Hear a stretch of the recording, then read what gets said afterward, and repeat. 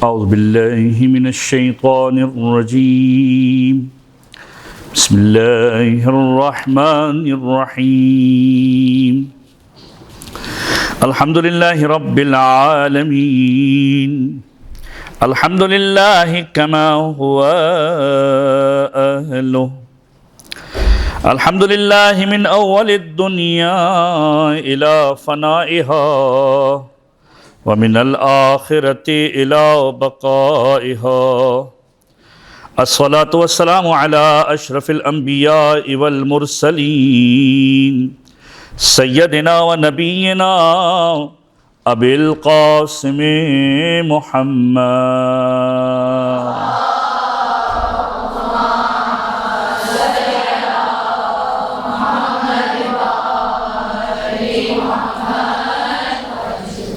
وعلى أهل بيته الطيبين الطاهرين المعصومين المظلومين دعا سلامتی امام زمان بسم اللہ الرحمن الرحیم اللهم كن لوليك الحجة ابن الحسن صلواتك عليه وعلى آبائه في هذه الساعة وفي كل ساعة وليا وحافظا وقائدا وناصرا ودليلا وعينا حتى تسكنه أرضك طوعا وتمتعه فيها طويلا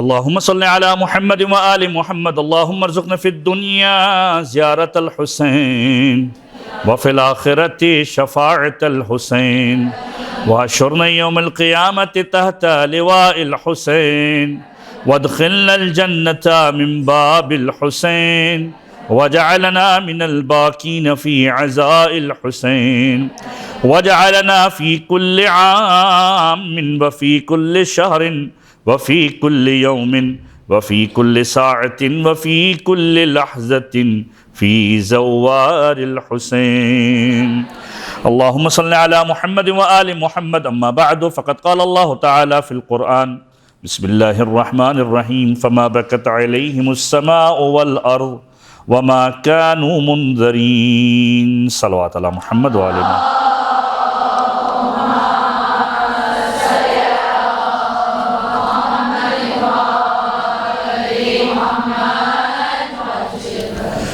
خوران محترم مختصر سی گفتگو کے لیے ماہ مبارک کے محرم ایام اعزاء کی شروعات ہونے والی ہیں اور ہم میں سے ہر ایک بطفیل اہل بیت آل محمد کے اذن سے شہزادی کے کرم سے یہ توفیق پائے گا کہ کسی نہ کسی مقام پر اس سعادت کو پا سکے کہ آل محمد کے وجود کا ذکر کر سکے اور مجالس وغیرہ کے عنوان سے یا ذکر کے عنوان سے یا مصائب کے عنوان سے اپنی ذمہ داری کو جو کہ پر ان کی طرف سے عطا کردہ ہے، ہماری کوئی خاصیت نہیں، ہماری کوئی حیثیت نہیں کہ توفیق ملے پروردگار اور پروردگار ہم سے یہ کام لے کہ روز قیامت ہم کسی ادنا زمرے کے اندر ہی موجود ہوں کہ آل محمد کی بارگاہ میں فقط یہ جملہ کہنے کے قابل ہو کہ مولا ہم نے چھوٹے ہی کسی جگہ پر کسی مرحلے پر 5 منٹ 4 منٹ 10 منٹ آپ کا ذکر کیا تھا اور خلوص نیت کے ساتھ کیا تھا،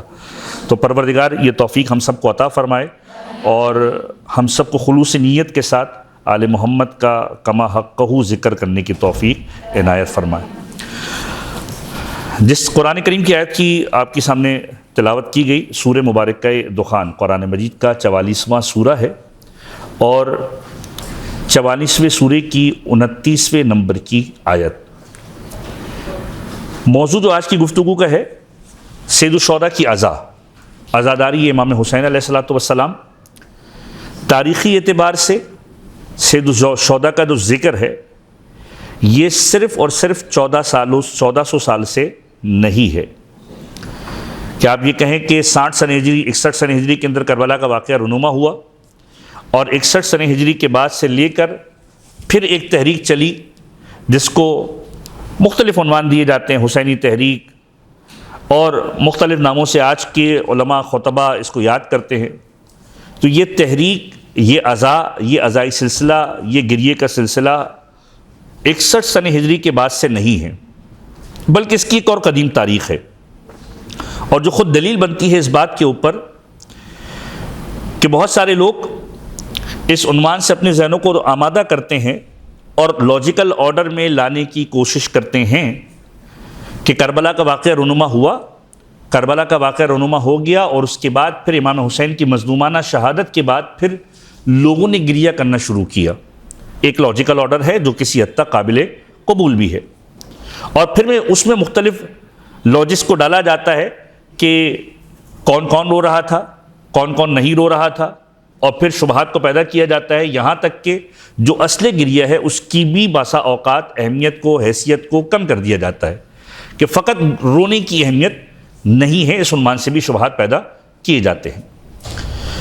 تو اس بات کو ذہن میں رکھنا چاہیے کہ یہ رونا 61 سن ہجری کے بعد سے لے کر نہیں ہے، 61 سن ہجری سے بہت پہلے، بلکہ اس سے بھی بہت پہلے سید الشہداء پر گریے کا وجود تھا۔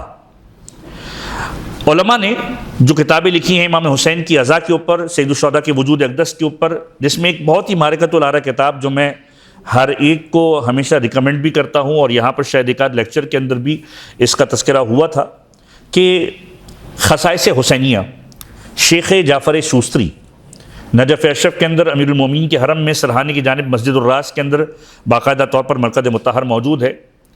سید الشہداء کی وجود اقدس پر ایسی معرکۃ الآراء کتاب، ویسے تو ہر کتاب جس میں ذکر اہل بیت ہو کمال کی ہوتی ہے، لیکن سید الشہداء کی وجود اقدس کے اوپر، کربلا کے مختلف موضوعات کے اوپر، کربلا کی مختلف ڈائمنشنز کے اوپر، کربلا کے مختلف لاجکس کے اوپر اس سے بہتر کتاب تاریخ میں نہیں لکھی گئی۔ شیخ جعفر شوستری، کتاب کا نام ہے خصائص حسینیہ، اردو میں ترجمہ بھی موجود ہے، آپ لوگ پڑھنا چاہیں تو باقاعدہ طور پر یہ مارکیٹ کے اندر اویلیبل بھی ہے۔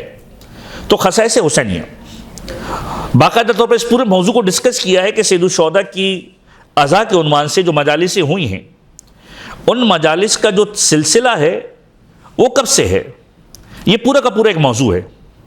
لیکن اس سے پہلے قرآن کریم کی اس آیت کو ہم آپ کی سماعتوں کی نظر کرتے چلے جائیں، اور اس کی ذیل کے اندر 2-3 باتیں اور آپ کے سامنے بیان کر دی جائیں۔ سورہ مبارکہ دخان قرآن مجید کا 44واں سورہ ہے، اور آیت نمبر 29 کہ فما بکت علیہم السماء والارض وما کانوا منذرین، نہ تو آسمان و زمین نے ان پر گریہ کیا، نہ ہی وہ مہلت ملنے والوں میں سے تھے۔ قرآن کا یہ اسلوب بتاتا ہے کہ کچھ ایسے ہیں جب دنیا سے گزرتے ہیں تو نہ آسمان ان کے اوپر گریہ کرتا ہے، نہ زمین ان پر گریہ کرتی ہے، نہ ہی ان کو مہلت دی جاتی ہے، نہ مہلت ملتی ہے ان کو۔ اب جب قرآن کسی چیز کو بات کرتا ہے تو قرآن صداقت والی کتاب ہے۔ اس کا مطلب یہ ہے کہ جب قرآن یہ کہہ رہا ہے کہ نہ تو آسمان و زمین نے ان پر گریہ کیا، اس کا مطلب یہ ہے کہ کچھ ایسے ہیں کہ جس پر آسمان و زمین نے گریہ کیا ہوگا، کچھ ایسے ہیں کہ جن کو پروردگار عالم نے زندگی دی ہوگی، کچھ ایسے ہیں جو ظلم کرنے کے بعد بھی مہلت پا رہے ہوں گے، کچھ ایسے ہیں جو فوراً نارے سقر کے اندر غرق ہو رہے ہوں گے۔ امیر المومنین علی بن ابی طالب علیہ السلام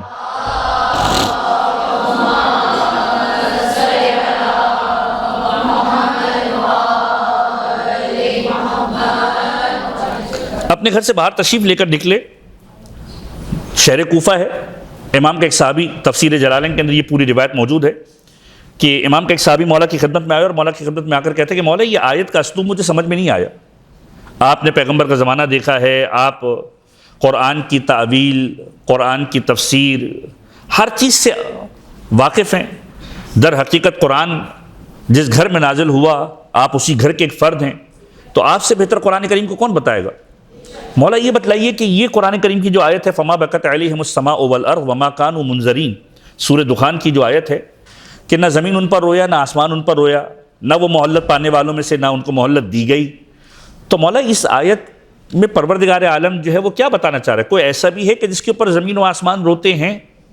کوئی ایسا بھی ہے کہ جس پر زمین و آسمان نے گریہ کیا ہو؟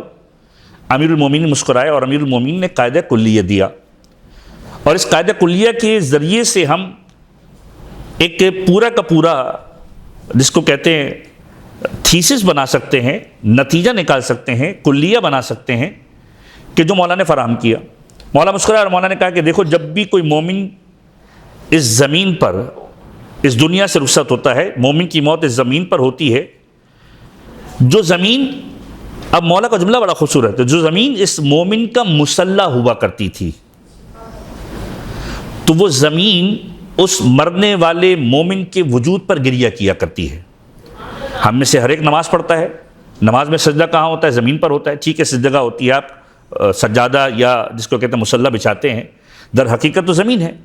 زمین کے اوپر جو سجدہ کرنے والا شخص ہے، ایک مومن جب زمین پر سجدہ کرتا ہے تو یہ اس کا مسلح کہلاتی ہے۔ اور جب مومن کا مسلح زمین ہے تو جس زمین پر یہ نماز پڑھتا ہے، جب یہ دنیا سے اٹھ جاتا ہے اور اب سجدہ کرنے والا اس دنیا میں نہیں رہتا، تو یہ زمین گریہ کرتی ہے کہ پروردگار، مجھ پر سجدہ کرنے والا تو نے اٹھا لیا۔ اور پھر مولانا نے دوسری بات کی کہ وہ زمین جو اس کا مسلح تھی وہ گریہ کرتی ہے، اور وہ آسمان جہاں پر اس کا عمل جایا کرتا تھا وہ گریہ کرتا ہے کہ پروردگار، اب تیری بارگاہ میں کوئی عمل بھیجنے والا باقی نہیں رہا۔ تو زمین اور آسمان گریہ کرتی ہے اس مومن کی موت کے اوپر جو اس دنیا سے رخصت ہوتا ہے۔ یہ قاعدہ کلیہ مولا نے دیا کہ ہر مومن جو دنیا سے رخصت ہوتا ہے، جب زمین سے رخصت ہوتا ہے، اس دنیا سے جاتا ہے، زمین بھی گریہ کرتی ہے، آسمان بھی گریہ کرتا ہے۔ لیکن ذرا تصور کیجیے، یہ تو ایک عام مومن کا حال ہے، وہ جو امیر المومنین کا بیٹا ہو، جس کے سجدے سجدوں کی شان ہو، جس کی عبادتوں کا مظہر ہو، جس کا وجود عبادتوں کی قبولیت کی ضمانت ہو، وہ کہ جس کا وجود ہی پروردگار عالم کی بارگاہ میں اتنا محترم ہو کہ خود روایتوں کے جملے یہ ملتے ہیں۔ اچھا، یہ بھی پورا ایک موضوع ہے جو ماہ مبارک محرم میں ڈسکس کیا جانا چاہیے۔ دیکھیں، ہمارے ہاں موضوعات کے اعتبار سے بہت ساری چیزیں ڈیبیٹیبل بن جاتی ہیں۔ ماہ مبارک کے محرم، ایام اعضاء کے جو ایام ہیں، یہ خصوصی طور پر آل محمد کے وجود کو لوگوں کے درمیان اس انداز سے متعارف کروانے کے ہیں کہ لوگ ناموں کو جانتے تو ہیں لیکن ان 10 دنوں کے اندر مزید کردار کو پہچانیں۔ تبلیغات کے لیے، نماز روزے کے لیے ماہ مبارک رمضان بھی ہے، سال کے 11 مہینے پورے پڑے ہوئے ہوں آپ کے۔ میں یہ نہیں کہتا کہ خدا نخواستہ ماہ مبارک محرم کے اندر، مجالس کے اندر تبلیغات کا سلسلہ ختم کیا جائے، نہیں، لیکن ان 10 دنوں کے اندر کم سے کم آل محمد کے وجود کو اس انداز سے پریزنٹ کیا جائے کہ جو فقط نام سے جانتے ہیں وہ کردار سے بھی جاننا شروع کریں، کہ فقط یہ کردار کی حد تک، نام کی حد تک محدود نہ رہیں کہ امام حسین تھے، ہر ایک جانتا ہے۔ آج پوری دنیا کے اندر وجود سید الشہداء کا تذکرہ ہے۔ تذکرہ کیا ہے؟ امام حسین کا وجود ہے، پیغمبر کے نواسے ہیں۔ باقی ڈیٹیل کیا ہے؟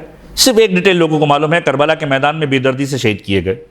اگرچہ خود یہ اتنا بڑا جس کو کہتے ہیں کہ واقعہ ہے، خود اتنا بڑا یہ ایلیمنٹ ہے کہ جو پورے دنیا کے وجود کو تبدیل کرنے کے لیے کافی ہے، اور یہ پورا ایک زمینہ ہے کہ جو حضرت حجت کے وجود کے لیے ایک زمینہ سازی کا ایک بہت بڑا کردار ہے کہ جب امام زمانہ ظہور فرمائیں گے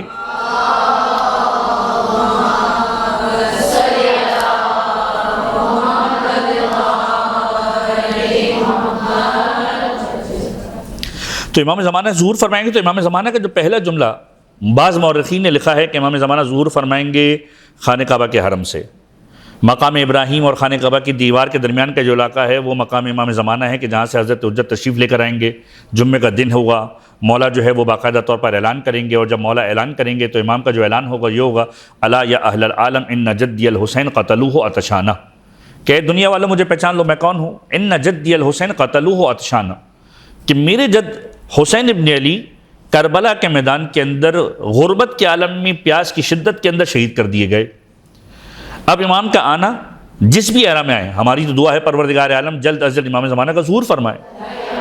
جب بھی امام تشریف لے کر آئیں گے، ایک بات تو طے ہے کہ جب امام تشریف لے کر آئیں گے اس وقت امام حسین کا نام تاریخ عالم کے اندر اس انداز سے پہچانا جاتا ہوگا کہ ہر ایک امام حسین کے وجود کو اس انداز سے پہچانتا ہوگا کہ کربلا کے اندر امام حسین پیاس کی شدت کے اندر غربت کے عالم میں شہید کیے گئے۔ الا یا اہل العالم، مولا کا جملہ، الا یا اہل العالم، اے دنیا والو، ان جدی، میرے جد تھے، ان جدی الحسین، میرے جد حسین قتلوہ عطشانہ، کربلا کے میدان میں پیاس سے شہید کیے گئے۔ تو امام کا وجود اس انداز سے متعارف ہوگا. تو ہم سب کی بھی کوشش ماہ محرم کے اندر، ان ایام اعزاء کے اندر اس انداز سے ہونی چاہیے کہ فقط نام کی حد تک اہل بیت کا تعارف نہ رہے، کردار بھی متعارف ہو، اور اسی کردار کے ذیل کے اندر پھر ساری تبلیغات کی باتیں آتی ہے. تو یہ خود ایک بہت بڑا موضوع ہے. تو قرآن کریم کی آیت آپ کی سماعتوں کی نظر کی گئی کہ امیر المومنین نے قاعدہ کلیہ دیا کہ ہر مومن جو اس دنیا سے رخصت ہوتا ہے، زمین اس پر گریہ کرتی ہے، آسمان اس پر گریہ کرتا ہے، اور یہ جو گریہ کرنا ہے اس کو امام نے فرمایا کہ قرآن اس انداز سے یہ جملہ کہہ رہا ہے. اب جو امیر المومنین کا بیٹا ہو، نماز کا وجود جس کے وجود سے ہو، عزا کا وجود جس کے وجود سے ہو، اگر وہ دنیا سے رخصت ہو تو کیا کائنات میں زمین نہیں روئے گی؟ بالکل روئے گی. کیا آسمان نہیں روئے گا؟ بالکل روئے گا. اور اس کا عملی مظہر کیا ہے؟ چوتھے امام، امام زین العابدین علیہ الصلوۃ والسلام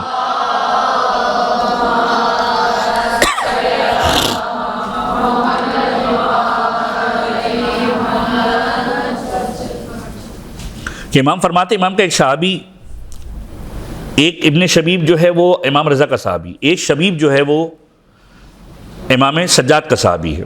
امام کی خدمت میں آیا اور مولا سے کہا کہ مولا کیا آسمان بھی روتا ہے؟ امام نے فرمایا ہاں آسمان بھی روتا ہے. اور اس کے بعد مولا نے ارشاد فرمایا کہ جب سے آسمان پیدا ہوا ہے آسمان نے گریہ نہیں کیا تھا، مگر یہ کہ دو ہستیاں ایسی ہیں کہ جس کے اوپر آسمان نے گریہ کیا. ایک ہستی حضرت یحییٰ کا وجود تھا اور ایک ہستی سید الشہداء کا وجود تھا. اب یہاں پر دو شخصیات کا تذکرہ ہو گیا، حضرت یحییٰ اور حضرت سید الشہداء. یہ دونوں وجود، ان میں بہت ساری سملیرٹیز موجود ہیں. مثلا پہلی سملیرٹی کیا ہے؟ اگر آپ حضرت یحییٰ کی ہسٹری کو اٹھا کر دیکھیے اور امام حسین کی ہسٹری کو اٹھا کر دیکھیے، تاریخ میں دو چیزیں مسلم ہیں اور لکھی گئی ہیں کہ سید الشہداء کی جو حمل کی مدت ہے، وجود اقدس جو جناب سیدہ کے صدف عصمت کے اندر رہا وہ 6 مہینے رہا، اور یہی تقریباً حضرت یحییٰ کا بھی ہے، 6 مہینے ان کا حمل رہا. تو امام حسین اور حضرت یحییٰ، پہلی سملیرٹی کہ دونوں کا مدت حمل جو دونوں کی ہے وہ 6 ماہ کی ہے. اس کے بعد دونوں کی دوسری سملیرٹی کیا ہے؟ دونوں کو بے دردی کے ساتھ شہید کیا گیا، دونوں غربت کے عالم میں شہید کیے گئے. تیسری سملیرٹی کیا ہے؟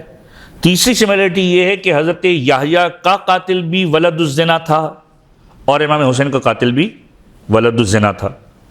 چوتھی سملیرٹی یہ ہے کہ دونوں کی شہادت کے بعد زمین اور آسمان نے گریہ کیا. یہاں سے ہم کنیکٹ ہو جاتے ہیں قرآن کریم کی اس آیت سے جو ہم پڑھ رہے تھے، فما بکت علیہم السماء والارض وما کانوا منذرین، کہ آسمان نہیں رویا، زمین نہیں روئی، نہ ان کو مہلت دی گئی. آسمان رویا تو کس کے اوپر رویا؟ حسین ابن علی پر رویا. آسمان رویا تو کس کے اوپر رویا؟ حضرت یحییٰ پر رویا. تو ان دونوں کے اندر سملیرٹیز ہے، سید الشہداء کی ذات اقدس اور حضرت یحییٰ علیہ السلام. حضرت یحییٰ کا مقبرہ آپ کے ذہنوں کے اندر محفوظ ہونا چاہیے کہ حضرت زکریا اور حضرت یحییٰ، حضرت زکریا جو ہے وہ حلب کے اندر ان کی قبر مطہر ہے. حلب کے اندر وہ علاقہ کہ جو حضرت علی اکبر کا ننیال تصور کیا جاتا ہے، اور شام کے اندر جامع دمشق کہ جس کو ہم دربار شام کہتے ہیں، مسجد اموی، اس کے اندر حضرت یحییٰ کے وجود اقدس کو دفن کیا گیا، سر اقدس کو وہاں پر دھویا گیا. وہ ملعونہ کہ جس نے خواہش کا اظہار کیا تھا کہ حضرت یحییٰ کو شہید کیا جائے اور ان کے سر کو لایا جائے، تو وہ وہاں پر ان کی مرقد مطہر اس عنوان سے موجود ہے، سمبولک، کہ جہاں پر ان کا سر اقدس دفن کیا گیا. تو ان دونوں کے اندر بڑی سملیرٹیز ہیں. حضرت یحییٰ پر رویا آسمان اور امام حسین پر رویا. پھر مولا کا سوال، پھر مولا سے سوال، مولا پھر آسمان روتا ہے؟ مولا نے کہا بالکل روتا ہے. مولا نے دلیل بتائی کہ یا تو یحییٰ پر رویا یا امام حسین پر رویا. تو مولا کیسے روتا ہے؟ مولا فرماتے ہیں کہ جب میرے جد حسین ابن علی کی شہادت ہوئی تو جو بھی کپڑا آسمان کے نیچے رکھا جاتا تھا اس پر خون کے قطرے گرا کرتے تھے، یہاں تک کہ وہ سرخ ہو جایا کرتا تھا، خون کے قطرے اس کے اوپر سفت ہو جایا کرتے تھے. اور تقریباً اسی سے ملتے جلتے جملے امام رضا علیہ الصلوۃ والسلام، امام محمد باقر علیہ الصلوۃ والسلام کے لیے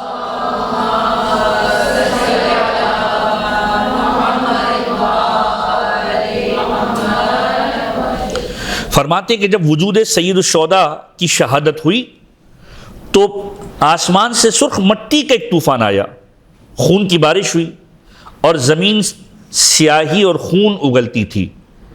یعنی یہاں تک کہ روایتوں کے اندر جملے لکھے ہوئے ہیں. آپ مالی السبتین کو اٹھا کر دیکھیے, دمعۃ الثاقبہ کو اٹھا کر دیکھیے, وہ کتابیں ہیں جس کے اندر آپ کو ایک بہت ہی رچ مٹیریل ملے گا امام حسین کے وجود اقدس پر, آل محمد کے وجود اقدس پر, فضائل کے اور مناقب کے عنوان سے بھی اور مصائب کے عنوان سے بھی. یعنی یہ وہ چیز ہیں جو پڑھنے والوں کے لیے ایک بہت قیمتی خزانہ ہے.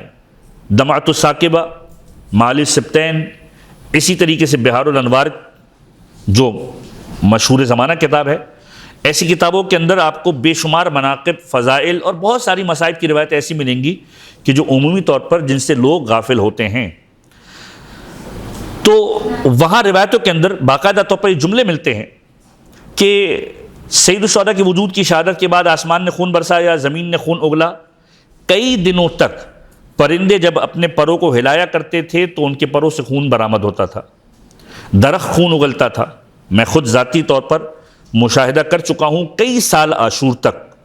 ہر عاشور کے اوپر میں جاتا ہوں اور کوشش کرتا ہوں کہ اس درخت کی زیارت ہو جائے. کبھی ہوتی ہے, کبھی بند کر دیا جاتا ہے, لیکن میں نے خود ذاتی طور پر دیکھا ہے اور مشاہدہ کرنے کے بعد اس بات کو آپ کے سامنے بیان کر رہا ہوں کہ تقریباً 4-5 سال پہلے تک تو باقاعدہ طور پر میں نے اپنی آنکھوں سے دیکھا تھا, اور 2009-10 سے دیکھتا ہوا آ رہا ہوں کہ روز عاشور, عصر عاشور, کربلا معلیٰ کے اندر شار سدرہ کے اوپر باقاعدہ طور پر ایک گلی ہے جس میں ایک گھر بنا ہوا ہے. اس گھر کے اندر باقاعدہ طور پر ایک درخت لگا ہوا ہے, اور وہ درخت, اس کی کیفیت یہ ہے کہ روز عاشور, عصر عاشور, اس درخت کی چھال سے خون نکلتا ہے. اچھا, بسا اوقات لوگ مبالغہ آرائی کرتے ہیں. اس زمین کے اندر میں نے بھی کوشش کی کہ میں جا کے دیکھوں کہ کہیں ایسا نہ ہو کہ کوئی ایسی چیز ہو فیبریکیٹڈ ہو یا کوئی ایسی فیک چیز ہو جس کو لوگ مشہور کیا کرتے ہیں. اور جب میں نے جا کر دیکھا اور ٹشو لگا کر باقاعدہ دیکھا تو اس میں باقاعدہ طور پر درخت کی چھال سے وہ خون کے ہی اثرات نظر آ رہے تھے اور خون ہی کی خوشبو آ رہی تھی.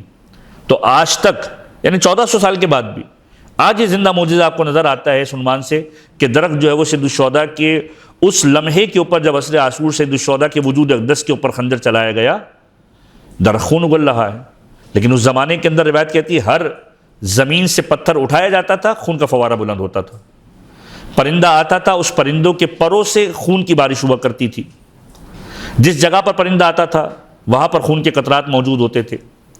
تو زمین اور آسمان کا گریہ کرنا اور خون آلود گریہ کرنا یہ حضرت یحییٰ اور امام حسین علیہ الصلوۃ والسلام کے ساتھ نسبت رکھتا ہے. یہ خود چوتھے امام کی روایت کا جملہ. اب جو عزا کی تاریخ ہے اس کے حوالے سے علماء نے جو کیٹیگریز بنائی ہیں وہ 4 قسم کی کیٹیگریز ہیں کہ 4 طرح کی عزائی تاریخ ہیں یا مجالس کی تاریخ ہیں جو امام حسین کے وجود اقدس پر برپا ہوئیں. ان میں پہلی جو تاریخ ہے جس کو یقینی طور پر ایک مجازی عمل کہا جائے گا, پراپرلی کہا جائے کہ مجلس ہو رہی ہے ویسا نہیں ہے, لیکن اس کو ایک مجازی عمل مجلس سے تعبیر کیا گیا ہے کہ ایک سمبولک عمل ہے جس کو تاریخ نے اس انداز سے مشاہدے میں لکھا ہے کہ وہ مجلس جو خلقت آدم سے قبل ہوئی. یہ پہلی کیٹیگری ہے. آدم سے پہلے جو امام حسین کا تذکرہ ہوا, امام حسین کی عزا یا امام حسین پر گریہ.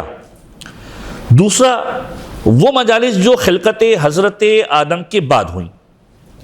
اب آدم اس دنیا کے اندر آئے ہیں, آدم کو پروردگار عالم نے پیدا کیا ہے, اور پھر وہ مجالس کا سلسلہ جو حضرت سید الشہداء کے لیے برپا ہوا. تیسری کیٹیگری آدم کی خلقت کے بعد سے لے کر مظلوم کربلا کی شہادت سے پہلے.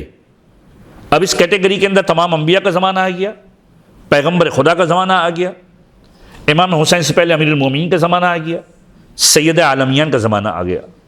مظلوم کربلا کی ولادت سے قبل یعنی امام حسین کی ولادت سے پہلے 3 سن ہجری یا 4 سن ہجری,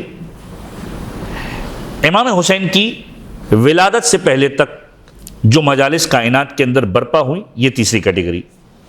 چوتھی کیٹیگری مظلوم کربلا کی شہادت کے بعد, مظلوم کربلا کی شہادت کے بعد جو مجالس کا سلسلہ ہوا, اور پھر کائنات کے آخری مرحلے کے اندر اور فنا ہونے کے بعد قیامت کے دن ہونے والی مجلس. یہ 5 کیٹیگریز کو بیان کیا گیا ہے امام حسین کے ذکر کے عنوان سے. اب ہم آ جائیں پہلی کیٹیگری کے اوپر, وہ مجلس جو خلقت آدم سے پہلے ہوئی. حضرت آدم کی خلقت سے پہلے تصور کیا ہے, ابھی تو آدم کی ولادت بھی نہیں ہوئی, ابھی آدم کو پروردگار عالم نے پیدا بھی نہیں کیا، ابھی تو پروردگار عالم خلقت کے مراحل سے اس پورے وجود کو، اس کائنات کو گزار رہا ہے۔ اب یہاں پر علامہ شیخ جعفر شوستری صاحب نے ایک بہت ہی خوبصورت تعبیر کو لکھا ہے کہ پروردگار عالم نے سب سے پہلے جو چیز کی وہ کیا کی ہے، لوح محفوظ پر اس پوری کائنات کے پورے تصور کو سجایا ہے، واقعات کو لکھا ہے، کون پیدا ہوگا کون پیدا نہیں ہوگا، کس کا وجود ہے کس کا وجود نہیں ہے۔ اور جب اس وجود کو پروردگار عالم نے لوح محفوظ پر لکھنا شروع کیا تو لوح محفوظ پر لکھنے کے لیے کس چیز کا سہارا لیا جاتا ہے؟ قلم کا سہارا لیا جاتا ہے۔ اب یہاں پر بے شمار ایسی چیزیں ہیں جو آپ فضائل کے عنوان سے اپنی مجالس کے اندر شامل کر سکتے ہیں۔ اب یہاں پر ایک اور کتاب کا میں آپ کو حوالہ دے دوں، خصائص زینبیہ، خصائص عباسیہ، یہ دو کتابیں بہت ہی معروف ہیں۔ خصائص عباسیہ ملا کلباسی کی کتاب ہے، اور خصائص زینبیہ اسی طرح، مورخ کا نام مجھے نہیں معلوم، لیکن خصائص زینبیہ جناب زینب کے خصائص اور خصوصیات کے اوپر یہ پوری کی پوری کتاب موجود ہے۔ آپ نیٹ پہ سرچ کریں گے آپ کو باقاعدہ طور پر مل جائے گی۔ خصائص زینبیہ کے اندر ایک جملہ بہت ہی خوبصورت دکھایا جناب زینب سلام اللہ علیہا کی شان کے اعتبار سے۔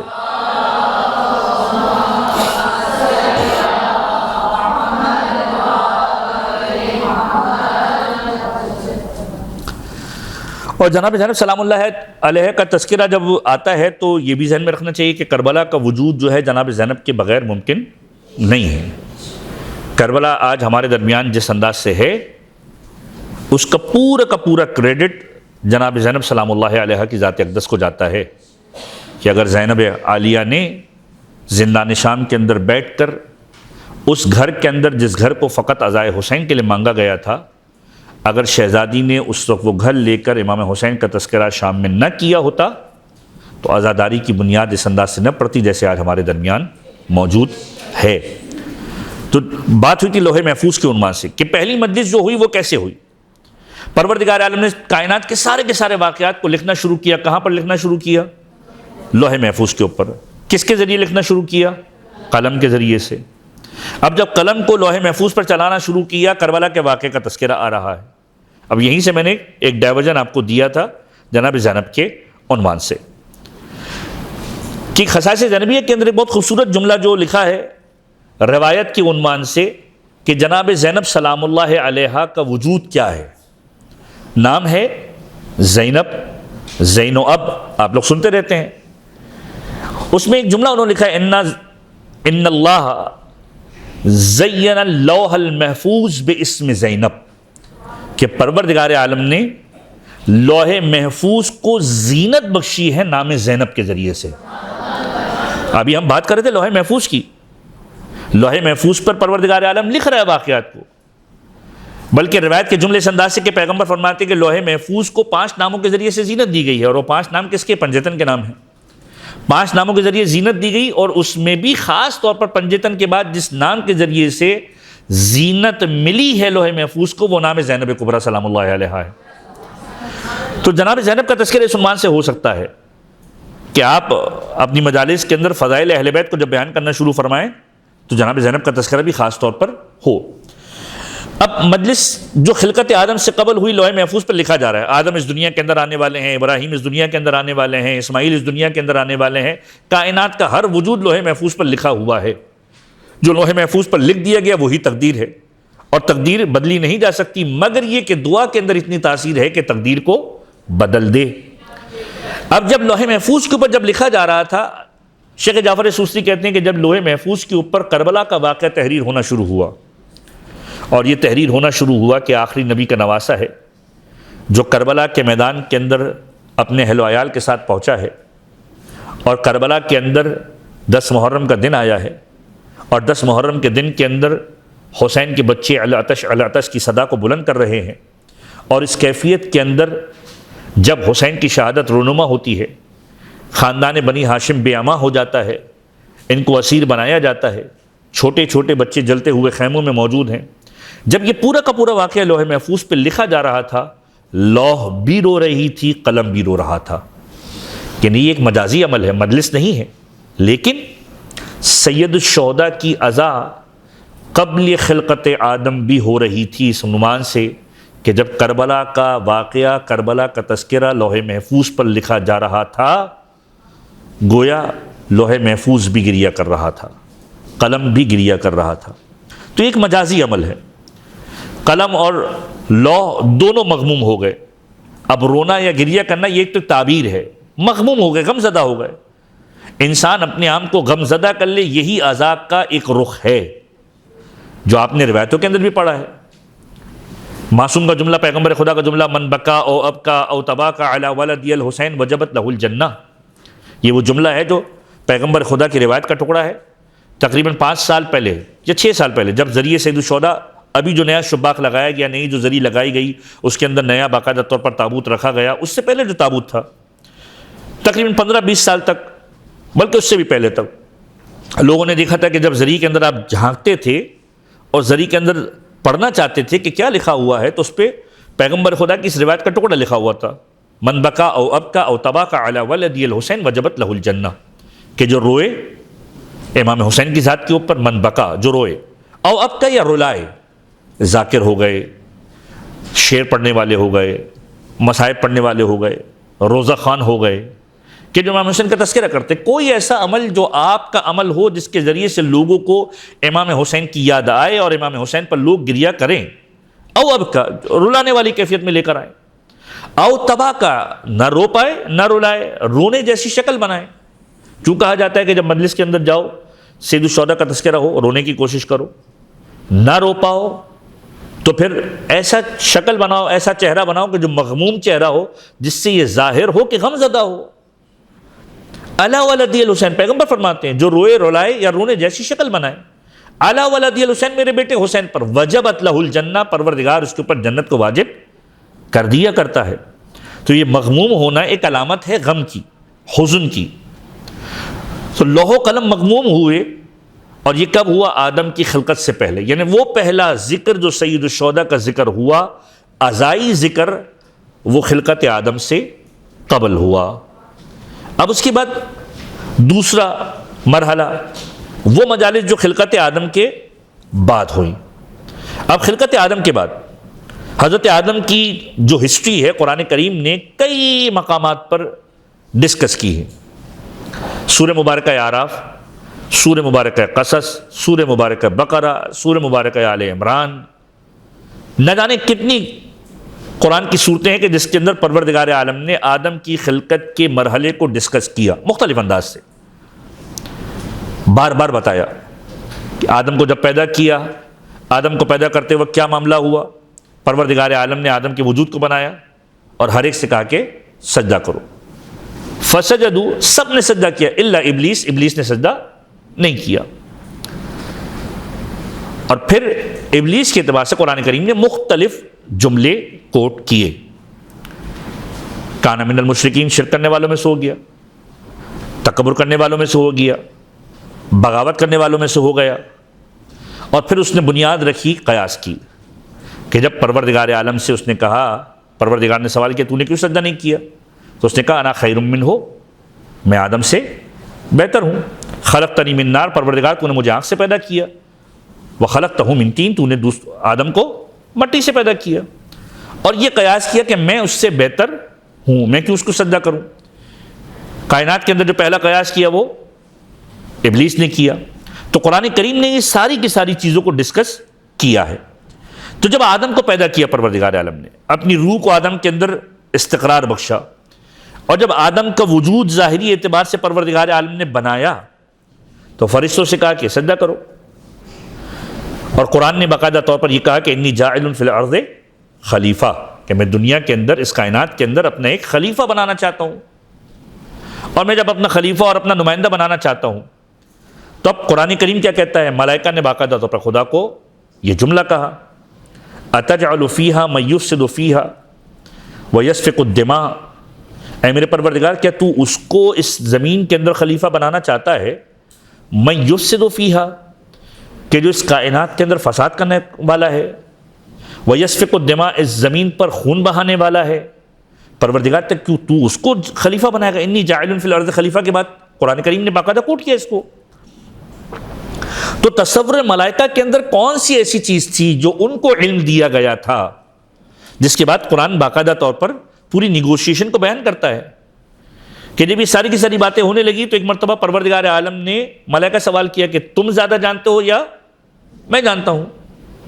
پروردگار تو زیادہ جانتا ہے، ہمارے پاس تو وہ ہے جو تو نے عطا کیا ہے۔ تو فرشتوں نے جو جملہ کہا پروردگار سے کہ پروردگار کیا تو اس کو خلیفہ بنائے گا، اس انسان کو کہ جو اس کائنات کے اندر فساد برپا کرے گا، اس کائنات کے اندر خون کو بہائے گا؟ تو تصور ملائکہ کے اندر کون سی ایسی چیز تھی کہ جو ان کو اس بات پر مجبور کر رہی تھی کہ خدا کے سامنے اس آرگومنٹ کو رکھیں، آرگومنٹ سے غلط جملہ ہے، اس قضیے کو رکھیں کہ پروردگار کیا یہ انسان وہ ہے کہ جو زمین میں فساد کرنے والا ہے؟ کون سی ایسی چیز علم ملائکہ کے اندر تھی جو ملائکہ اس بات کو کہہ رہے تھے کہ پروردگار اس کو تو خلیفہ بنانے والا ہے؟ حابیل اور قابیل ایک واقعہ ہے، کیا حابیل اور قابیل کا واقعہ تھا ذہنوں کے اندر؟ علماء بیان فرماتے ہیں علم ملائکہ کے اندر کربلا کا واقعہ ذہن نشین تھا کہ کربلا کا واقعہ اتنی شدت کے ساتھ پیش آنے والا ہے کہ آخری نبی کا نواسہ کربلا کے میدان کے اندر بے دردی کے ساتھ شہید کیا جائے گا، اور اس کو قرآن نے تعبیر کیا ہے اس عنوان سے کہ من یفسد فیہا، زمین میں فساد برپا کرے گا، ویسفک الدماء، خون کو بہائے گا۔ اور جب ملائکہ نے جملہ کہا تو پروردگار نے کیا کہا؟ انی اعلم ما لا تعلمون، کہ میں وہ جانتا ہوں جو تم نہیں جانتے۔ تو اب یہ کیفیت وہ تھی کہ جب ملائکہ پر حزن طاری ہوا، کس واقعے کے تذکرے کے ذریعے سے؟ کربلا کے واقعے کے ذکر کے ذریعے سے، کہ کربلا کا واقعہ بھی رونما نہیں ہوا ہے، لیکن کربلا کے واقعے کا تذکرہ خلقت آدم سے پہلے بھی ہوا ہے اور خلقت آدم کے بعد بھی ہوا ہے، یعنی جب حضرت آدم کی خلقت ہو رہی ہے بھی، ملائکہ سے کہا جا رہا ہے سجدہ کرو، اور اس وقت جو ہے باقاعدہ طور پر کربلا کا تذکرہ اس انداز سے ہو رہا ہے۔ یہ دوسرا مرحلہ ہے۔ تیسرا مرحلہ خلقت آدم کے بعد سے لے کر مظلوم کربلا کی ولادت سے پہلے تک جو سید الشہداء کا تذکرہ ہوا، جو سید الشہداء کا ذکر ہوا غم کے اعتبار سے، حزن کے اعتبار سے، اب اس کے اندر وہ ساری کی ساری ڈیٹیل آتی ہے کہ جس کے اندر باقاعدہ طور پر پروردگار عالم نے مختلف انبیاء کو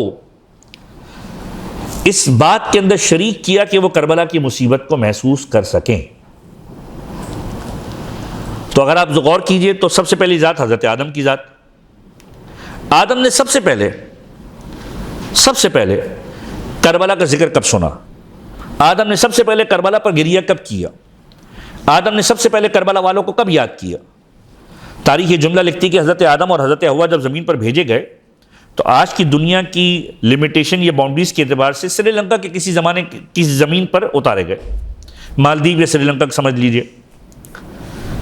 اس زمانے کے اندر کوئی حد بندی، کوئی باؤنڈریز یہ تو ہوا نہیں کرتی تھی، زمین پر اتارے گئے، اور جب زمین پر اتارے گئے آدم اور حوا اترنے کے بعد ایک دوسرے سے ملاقات نہیں کر پائے۔ جہاں پر آدم اور حوا کی ملاقات ہوئی وہ تھا عرفہ کا میدان۔ عرفہ کو عرفہ کہا ہی اس لیے جاتا ہے کہ جہاں پر آدم اور حوا نے ایک دوسرے کو پہچانا، عرفات، میدان عرفات۔ آدم اور حوا نے جہاں پر ایک دوسرے کو پہچانا، میدان عرفات۔ اب جب آدم اور حوا ایک دوسرے سے ملے، ترک اولا سرزد ہو چکا ہے، جنت سے زمین پر آ چکے ہیں، پروردگار عالم سے کہا پروردگار تیری بارگاہ کے اندر توبہ کرنا چاہتے ہیں اس ترک اولا کی وجہ سے جو ہم سے سرزد ہوا، لیکن اے میرے پروردگار توبہ کرنا نہیں آتی، تو سکھائے گا تو ہم توبہ کریں گے۔ قرآن کہتا ہے فَتَلَقَّى آدَمَ مِن رَبِّهِ کلمات، پروردگار عالم نے آدم کو کچھ کلمات عطا کیے، اور آدم نے ان کے ذریعے سے پروردگار عالم کو پکارنا شروع کیا۔ وَعَلَّمَ الْآدَمَ أَسْمَاءَ كُلَّهَا، پروردگار عالم نے آدم کو سارے کے سارے نام سکھائے۔ آدم ان ناموں کا ورد کرتے تھے، ان ناموں کے ورد کے ذریعے سے پروردگار عالم کو پکارتے تھے۔ یعنی کائنات کے اندر، یعنی آپ ذرا غور کیجئے کہ فضائل و مناقب کے کتنے پہلو آل محمد کے وجود کے ساتھ جڑے ہوئے ہیں، یہ ہمارے ادراک سے باہر ہے۔ کائنات میں کوئی یہ کہے کہ میں توبہ کروں اور قبول ہو جائے؟ ارے بابا، حضرت آدم زمین پر آئے ہیں، دنیا کی پہلی توبہ آدم کے ذریعے ہوئی ہے، اور وہ وجود آل محمد سے خالی نہیں ہے، وہ وسیلہ اہل بیت سے خالی نہیں ہے۔ آدم خدا سے اپنی بخشش کروانا چاہتے ہیں اور آدم کا وجود خدا سے بخشش کروانا چاہتا ہے، اور وہ بھی آل محمد کے وجود سے خالی نہیں ہے کہ آدم کو ایک مرتبہ ناموں کی تعلیم دی. جب ناموں کی تعلیم دی، آدم ناموں کا ورد کرتے ہیں، اور ناموں کا ورد کرنے کے بعد ایک مرتبہ جب ان کی تکرار کرتے ہیں تو جبریل امین حاضر ہوتے ہیں کہ آدم کیا کیفیت محسوس کرتے ہو؟ تو ایک مرتبہ جبرائیل پکارتے ہیں، آدم کہتے ہیں کہ اے جبرائیل، پروردگار نے جو نام سکھائے ہیں وہ نام، ان ناموں کا میں ورد کرتا ہوں. الہی بحق محمد وانتل محمود، بحق علی وانتل اعلی، بحق فاطمہ وانت فاطر السماوات والارض، بحق الحسن وانت المحسن، بحق الحسین وانت قدیم الاحسان. ان 5 ناموں کے ذریعے سے میں خداوند متعال کی بارگاہ میں توبہ طلب کرتا ہوں. لیکن اے آدم، ان ناموں کے اندر عجیب سی تاثیر پوشیدہ ہے. کچھ نام ایسے ہیں جو مجھے طاقت و قوت دیتے ہیں، طاقت و توانائی دیتے ہیں. کچھ ایسے ہیں جو میرے دل کو آسرا دیتے ہیں. لیکن ایک نام ایسا ہے کہ جب وہ نام میری زبان پر جاری ہوتا ہے میرا کلیجہ پھٹنے لگ جاتا ہے، میں غمگین ہو جاتا ہوں، میری آنکھوں میں آنسو آ جاتے ہیں. آدم نے کہا وہ کون سا نام ہے؟ کہ ان میں آخری نام جو حسین کا نام ہے، یہ نام ایسا ہے کہ جب میرے وجود پر طاری ہوتا ہے تو بے ساختہ آنسو آ جاتے ہیں. جبرائیل نے سوال کیا یہ کیسا نام ہے کہ بے اختیار رونے کو جی چاہتا ہے؟ اب یہ جملہ آپ نے سن لیا، بے اختیار رونے کو جی چاہتا ہے. امام حسین کا خود کا جملہ ہے کہ میں وہ ہوں کہ جس پر ہر آنکھ آنسو بہاتی ہے، انا قتیل العبرہ. ایک جملہ جو تاریخ نے لکھا ہے زارات کے عنوان سے بھی اور سید الشہداء کے مصائب کے عنوان سے بھی، انا قتیل الادعیاء، میں وہ ہوں جس سے پکار پکار کر مارا گیا. کربلا کی سرزمین پر سید الشہداء زمین کربلا پر تشریف لے کر آئے ہیں، اور جب زمین پر آ کر گرے ہیں اب کسی کے اندر جرأت نہیں ہے کہ امام کے قریب آئے، کسی کے اندر جرأت نہیں ہے کہ امام کے مقابلے پر آئے. اگرچہ کہ فرزند زہرا زمین کے اوپر ہے لیکن خوف ہے ہر ایک کے اندر. ایک مرتبہ شمر ملون کہتا ہے کہ میں بتاتا ہوں کہ آیا حسین زندہ ہے یا مارے گئے. کہ اگر تمہیں معلوم کرنا ہے کہ یہ معلوم کرو کہ حسین زندہ ہے یا مارے گئے تو کیا کرو؟ کہ اپنے گھوڑوں کا رخ خیام حسینی کی جانب کر دو. جیسے ہی گھوڑوں کا رخ خیام حسینی کی جانب کیا گیا، سید الشہداء گھٹنیوں کے بل کھڑے ہوئے ہیں اور ایک مرتبہ جملہ کہا ہے کہ شمر، یہ حرکتیں تو زمانہ جاہلیت میں نہیں ہوا کرتی تھی کہ خاندانوں کی طرف نگاہ کی جائے. میرے مولا اٹھتے ہیں، گرتے ہیں. نہ جانے کتنی مرتبہ حسین کو مختلف انداز سے پکارا گیا ہے. اے حسین، دیکھتے نہیں تمہارا اکبر ہم نے مار دیا؟ اے حسین، دیکھتے نہیں تمہارا عباس ہم نے مار دیا؟ اے حسین، دیکھتے نہیں تمہارا 6 مہینے کا بچہ ہم نے مار دیا؟ قتیل العدیہ، پکار پکار کر مارا گیا. قتیل العبرہ، ہر رونے والے آنکھ کے اندر آنسو حسین ابن علی کی ضمانت ہے. جبریل سے سوال کہ یہ کیسا نام ہے بے اختیار رونے کو جی کرتا ہے؟ جبریل نے کہا یہ آپ ہی کی نسل سے ہے، آپ کا وہ فرزند ہے جو آخری نبی کا نواسا ہوگا. اس پر ایسی مصیبت آئے گی کہ جس کے مقابلے میں کائنات کی ہر مصیبت ہیچ ہوگی. اب آپ ذرا تصور کیجئے معاشرے کا سب سے بڑا المیہ کیا ہے. ہم بات کر رہے ہیں آدم کے زمانے کی. یہ روایت صاحب در ثمین نے اپنی تفسیر میں اس جملے کو اور اس پورے واقعے کو تحریر کیا ہے. دمعۃ الثاقبہ کی جلد نمبر 2 کے اندر صفحہ نمبر 49 کے اوپر اس روایت کا تذکرہ موجود ہے. بات ہو رہی آدم کے زمانے کی. ہمارے معاشرے کی ستم ظریفی کیا ہے؟ کائنات میں کوئی ظلم ہوا فوراً لے جا کر کربلا سے ملا دیتے ہیں. کربلا کا مقابلہ کائنات کی کسی مصیبت سے نہیں ہے. امام حسن مجتبیٰ کی پوری تحریر، پورا کا پورا جملہ تاریخ نے لکھا ہے. امام حسن مجتبیٰ کا وقت آخر ہے، کلیجے سے ٹکڑے گر رہے ہیں، امام حسین دیکھ کر رو رہے ہیں. امام حسین کو روتا دیکھ کر امام حسن نے رونا شروع کیا، اور جب امام حسن نے رونا شروع کیا تو امام حسین نے سوال کیا کہ بھیا آپ کی مصیبت کو دیکھ کر میں گریہ کر رہا ہوں، آپ کیوں گریہ کر رہے ہیں؟ اور اس وقت امام حسن کا جملہ، لا یوم کیومک یا ابا عبداللہ، اے حسین جیسی تیری مصیبت ہے ویسی کسی کی مصیبت نہیں ہے. کائنات میں کتنا بڑا ہی غم کیوں نہ ہو جائے، میرا باپ دنیا سے رخصت ہو جائے، میری ماں دنیا سے رخصت ہو جائے، بے دردی سے مار دیا جائے، کربلا میں وجود حسین پر جو ظلم ہوا ہے اس کی برابری کائنات کا کوئی ظلم نہیں کر سکتا. حسین سے بڑا دنیا کے اندر کوئی مظلوم نہیں ہے. اور یہ آپ زیارت عاشورہ کے اندر جملہ کہتے ہیں لقد عظمت المصیبہ لقد عظمت الرضیۃ وجلت المصیبہ. آپ کی مصیبت عظیم ترین ہے. وجلت بہت بزرگ ہے آپ کی مصیبت. اور یہی جملہ کس نے کہا؟ جبرائیل نے کہا. کس سے کہا؟ آدم سے کہا. آپ کی نسل میں ایک وہ فرزند آنے والا ہے جس پر اتنے مصائب آئیں گے کہ اس کے مقابلے میں ہر مصیبت چھوٹی ہوگی. کائنات کی کوئی مصیبت امام حسین کے مقابلے پر نہیں ہوں گی. جب یہ جملہ کہا آدم نے سوال کیا وہ کیسے مصائب ہوں گے؟ جبرائیل نے کہا آپ کا یہ فرزند تنہا ہوگا, کوئی مددگار نہیں ہوگا, 3 دن کا بھوکا ہوگا, پیاسا شہید ہوگا. اگر آپ وہ منظر دیکھ لیتے جب وہ یہ کہہ رہا ہوگا وا عطشا وا قلت ناصرا, جبرائیل کہہ رہے ہیں اگر آپ یہ منظر دیکھ لیتے جب وہ یہ کہہ رہا ہوگا وا عطشا, پیاس کی شدت ہے, میرے بچے پیاسے ہیں, وا قلت ناصرا, میرے پاس مددگار کوئی موجود نہیں ہے. حتیٰ کہ پیاس کی شدت حسین اور آسمان کے مابین دھواں بن کر حائل ہو جائے گی اور جواب میں اسے تلواریں, نیزے, تیر اور پتھر ملیں گے. اب یہ مصیبت کے وہ جملے ہیں جو آپ کو روایت کی صورت میں یہاں پر مل رہے ہیں. تلواریں لگی ہیں, نیزے لگے ہیں, پتھر لگے ہیں, تیر لگے ہیں. جبرائیل کہہ رہے ہیں اے آدم اگر آپ یہ منظر دیکھیں گے ہرگز برداشت نہیں کر سکیں گے. پھر اسے پسے گردن سے ذبح کیا جائے گا, اس کے دشمن خیام لوٹ کر جلا دیں گے. حسین اس کے ساتھ جان دینے والوں کے سر نو کے نیزہ پر سوار کیے جائیں گے. اس کی مستورات اور نیزوں پر بلند کردہ سروں کو شہر بشہر پھیلایا جائے گا. اب جملہ یہ ہے کہ یہ سن کر آدم پھوٹ پھوٹ کر رونے لگے. آدم نے گریہ کیا. روایت کا جملہ یہ ہے فبکا بکاء شدیدا فبکا بکاء عالیہ. آدم روئے اور بلند آواز سے روئے, شدت کے ساتھ روئے. نہ فقط روئے بلکہ امام حسین کو یاد کیا اور امام حسین پر گریہ کیا. اب اگر کوئی یہ کہے کہ رونا تو 1400 سال سے ہے, نہیں حضور, حضرت آدم جب دنیا کے اندر آئے, آدم کے آنے کے بعد سے سید الشہداء پر گریہ ہو رہا ہے. یہ پہلا مرحلہ ہے آدم کی خلقت کے بعد, امام حسین کی ولادت سے پہلے. کب کہ جب آدم توبہ کر رہے ہیں اور امام حسین کا تذکرہ آیا اور امام حسین کا تعارف آیا. دوسرا مرحلہ جب حضرت آدم زمین پر آئے اور اب زندگی گزار رہے ہیں. آدم اور حوا کی توبہ قبول ہوئی کہاں پر؟ مسجد کوفہ کے اندر, سرزمین کوفہ.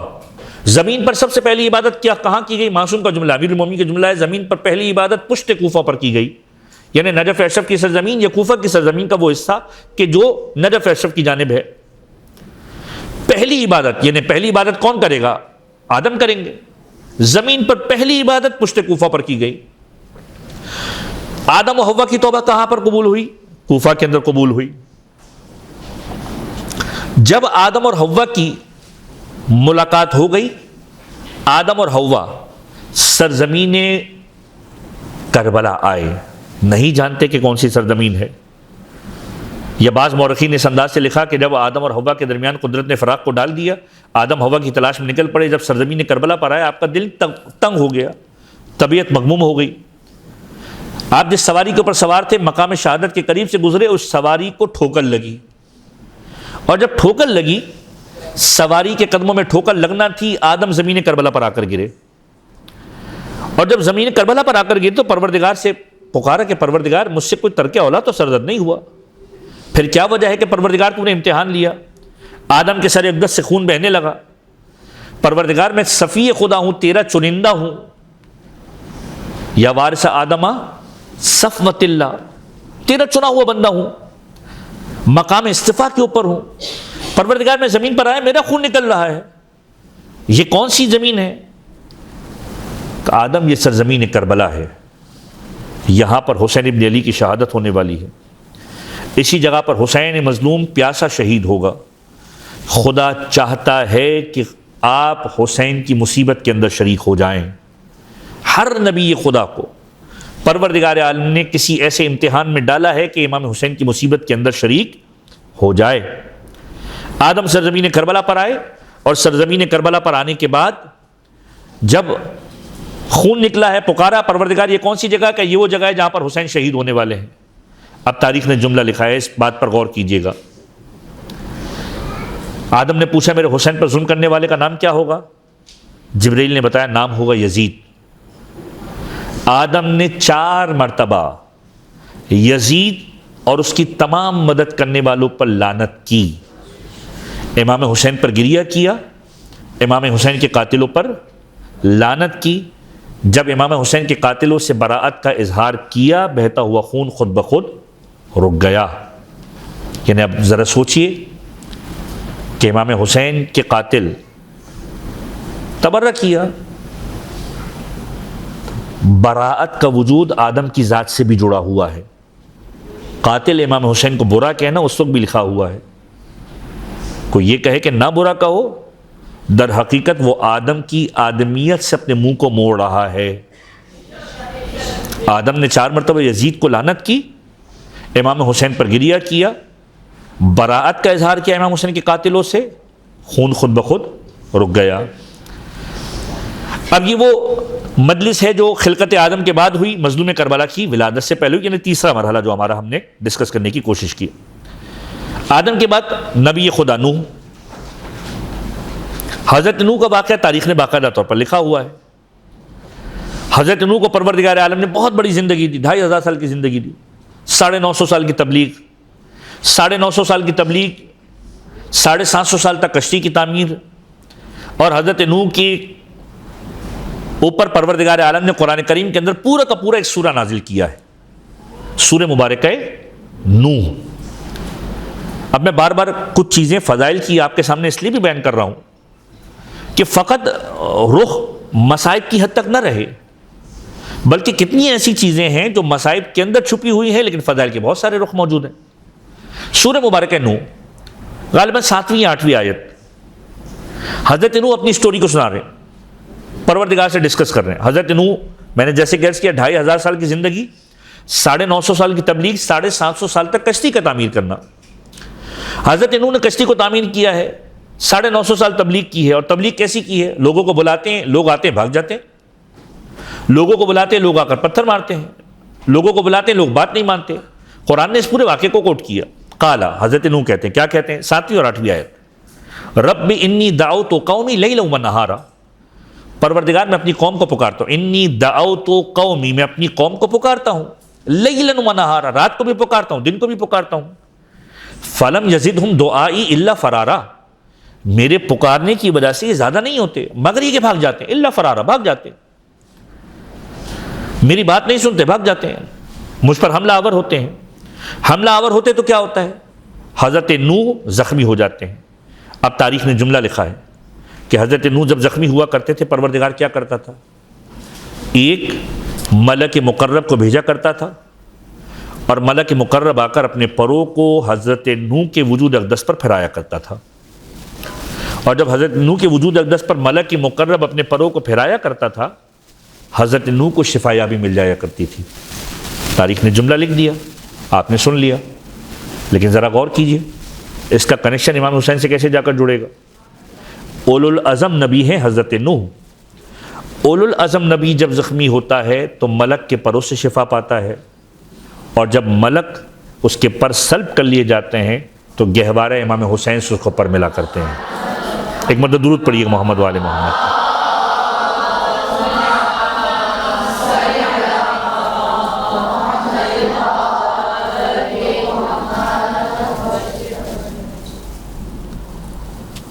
تو حضرت نوح کو پروردگار عالم نے کربلا کی مصیبت کے اندر شریک کیا۔ حضرت نوح، طوفان نوح آیا، کشتی میں 80 لوگ سوار ہوئے، چرند بھی ہے، پرند بھی ہے، جانور بھی ہیں، انسان بھی ہیں، اور یہ کشتی نکلی ہے۔ اس کشتی کو استقرار آیا ہے، یہ کشتی جہاں پر جا کر ٹھہری ہے وہ خانہ کعبہ کی سرزمین۔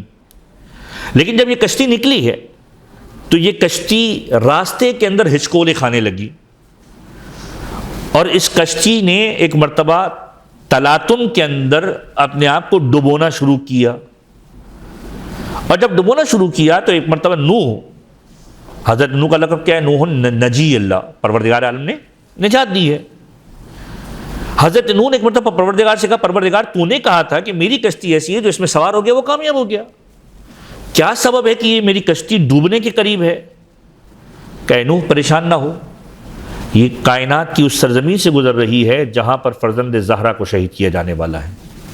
خدا چاہتا ہے کہ پروردگار تمہیں حسین کی مصیبت کے اندر شریک کرے۔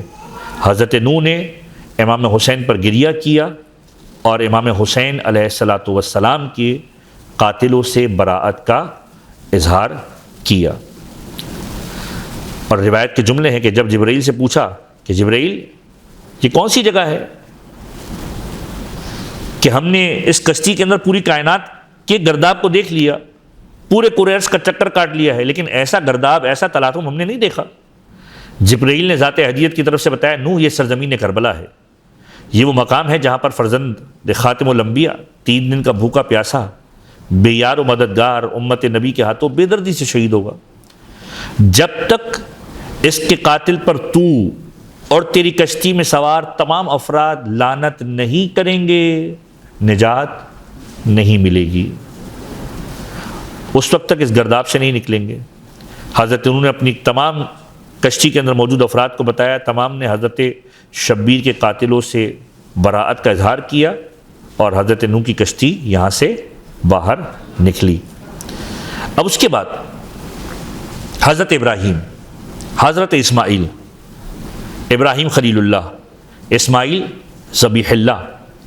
بہت تیزی سے میں گزر جاؤں ورنہ فہرست بہت طویل ہے، پوری کی پوری ایک گفتگو صرف ان انبیاء کے اوپر ہو سکتی ہے کہ جن کو پروردگار عالم نے امام حسین کی مصیبت کے اندر شریک کیا، جنہوں نے امام حسین پر گریہ کیا، امام حسین کے قاتلوں سے برات کا اظہار کیا۔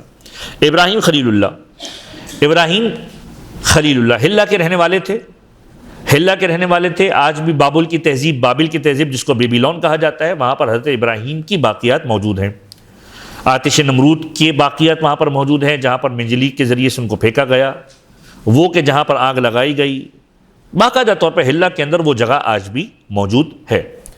تو حلہ اور کربلا بہت زیادہ فاصلے کے اوپر نہیں ہے۔ ابراہیم پروردگار عالم نے امتحان لیا، سواری پر سوار ہیں، سواری پر سوار ہو کے اس زمین سے گزر رہے ہیں جس کا نام کربلا ہے، جانتے نہیں کہ اس سرزمین کو کربلا کہا جاتا ہے۔ سواری نے ٹھوکر کھائی، ابراہیم زمین پر آئے، زخمی ہوئے، پروردگار میں تیرا خلیل تو نے اس امتحان میں ڈالا کہ میرے وجود سے خون نکلا۔ اے ابراہیم یہ وہ سرزمین ہے کہ جہاں پر فرزند زہرا خون میں نہائے گا۔ ابراہیم نے قاتل سید الشہداء سے برات کا اظہار کیا اور ابراہیم کو پورا واقعہ کربلا سنایا گیا۔ امام حسین کی مصیبت کو سنتے جاتے تھے کہ تمہاری نسل میں سے ہوگا، پیغمبر خدا کا لخت جگر ہے۔ اور پھر پورا واقعہ سننے کے بعد ابراہیم بے ساختہ رونے لگے۔ ابراہیم میں نے حسین پر گریے کو تیرے بیٹے اسماعیل پر گریے کا فدیہ بنا دیا۔ اسماعیل کا فدیہ حسین کو بنایا، وَفَدَيْنَاهُ بِذِبْحٍ عظیم۔ اس کے بعد حضرت اسماعیل، روایت کہتے ہیں کہ اسماعیل بکریاں چرانے کے لیے نکلے۔ بکریاں چراتے ہوئے حضرت اسماعیل کی بکریاں ایک مقام پر آئی اور اب بکریاں پانی نہیں پی رہی، چارہ نہیں کھا رہی۔ کافی دیر تک کوشش کرتے رہے اسماعیل ذبیح اللہ، اور جب یہ دیکھا کہ بکریاں کچھ نہیں کھا رہی، جبرائیل کو مخاطب کیا کہ جبرائیل پروردگار سے سوال کر رب قدیر کا کیا حکم ہے، پانی نہ پینے کی ان کی وجہ کیا ہے، یا پروردگار مجھے طاقت و قوت دے، گویائی دے کہ میں ان بکریوں سے پوچھوں۔ اسماعیل کو پروردگار عالم نے طاقت و گویائی دی۔ اسماعیل نے بکریوں سے پوچھا کہ تم پانی کیوں نہیں پیتی؟ روایت کے جملے بکریوں نے زبان فصیح کے ذریعے سے اسماعیل سے کلام کیا، اے ذبیح اللہ یہ زمین کربلا ہے، یہ دریائے فرات ہے، اور ہم جن دنوں کے اندر یہاں پر موجود ہیں یہ ایام محرم ہے، اور اسی دریا پر اس جگہ پر آپ کا بیٹا حسین اسی عشرے میں پیاسا شہید ہونے والا ہے۔ آپ ذرا غور کیجئے کہ اسماعیل کربلا کی یاد، اسماعیل کا گریہ امام حسین کے اوپر، امام حسین کے قاتلوں سے برات کا اظہار۔ اس کے بعد اسماعیل کے بعد حضرت موسیٰ کا تذکرہ ملتا ہے، حضرت سلیمان کا تذکرہ ملتا ہے، اسی انداز سے حضرت زکریا کا تذکرہ ملتا ہے، حضرت عیسیٰ کا تذکرہ ملتا ہے۔ یہ سارے کے سارے انبیاء وہ ہیں جو کسی نہ کسی عنوان سے امام حسین کی مصیبت کے اندر شریک ہوئے۔ پروردگار عالم نے امام حسین کی مصیبت کا تذکرہ ان کے سامنے کیا، امام حسین پر گریہ کیا، امام حسین پر گریہ کرنے کے بعد امام حسین کے قاتلوں سے براءت کا اظہار کیا۔ اب اس کے بعد چوتھی کیٹیگری مظلوم کربلا کی ولادت کے بعد ہونے والی مجلسیں یا شہادت کے بعد ہونے والی مجلسیں.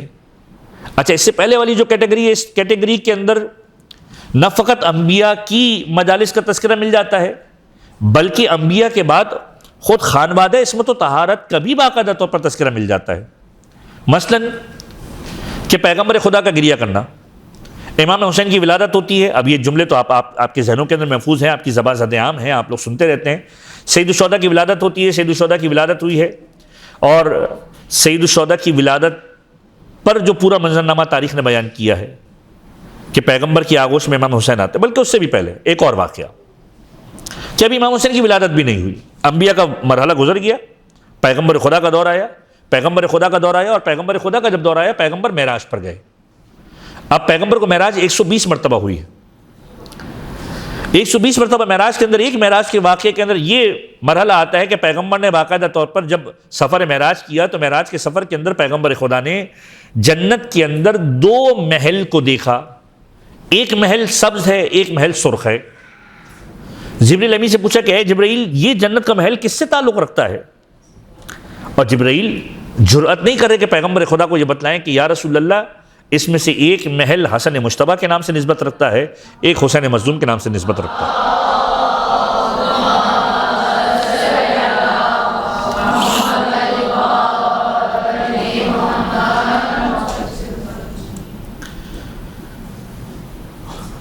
تو جبرائیل نے جب پیغمبر نے سوال کیا کہ کس کا محل ہے، کہا یہ آپ کے نواسے حسن مجتبیٰ کا ہے.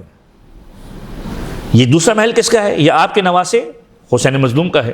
اصولی طور پر پیغمبر کو خوش ہونا چاہیے، میرے 2 شہزادے، ان دونوں کے لیے پروردگار عالم نے مہر بنائے ہیں. لیکن پیغمبر کا سوال کیا سبب ہے کہ دونوں کے محلوں کی نسبت الگ الگ ہے، ایک سبز ہے ایک سرخ ہے. اب جبرائیل سے برداشت نہ ہوا، آنکھوں میں آنسو ہے. یا رسول اللہ، یہ سبز محل حسن مجتبیٰ سے نسبت رکھتا ہے اس لیے کہ حسن مجتبیٰ کو زہر ہلاہل کے ذریعے سے شہید کیا جائے گا. سرخ محل حسین سے نسبت رکھتا ہے کہ حسین خون، سرخ خون کے اندر نہائیں گے، کربلا کے میدان میں حسین کو شہید کیا جائے گا. جب یہ پورا کا پورا واقعہ پیش آئے، پیغمبر نے سفر معراج کے اندر امام حسین پر گریہ کیا، اور جب یہ گریہ کیا ہے، تاریخ نے اس کو بھی لکھا ہے کہ سفر معراج کے اندر پیغمبر خدا نے امام حسن مجتبیٰ کو یاد کیا، امام حسین کو یاد کیا. اب یہ وہ مجلس یا وہ ذکر امام حسین ہے یا وہ عزائی پہلو ہے جو امام حسین کی ولادت سے قبل ہے. اب جب امام حسین کی ولادت ہوتی ہے تو امام حسین کی ولادت کے بعد شہزادی کی آغوش میں امام حسین ہیں، پیغمبر خدا تشریف لے کر آتے ہیں، فضا اس بچے کو میرے حوالے کرو. پیغمبر خدا نے سفید پارچے کے اندر امام حسین کو لیا ہے، اور جب امام حسین کو آغوش میں لیا ہے، وہی منظر ہے جو جناب زینب کے عنوان سے بھی ہے، فضمہ الی صدرہ، اپنے سینے سے چمٹایا ہے، فبکا، اور پیغمبر نے گریہ کرنا شروع کیا، وسالت الدموع الی خدہ، پیغمبر کی آنکھوں سے آنسو کی لڑیاں جاری ہوئی.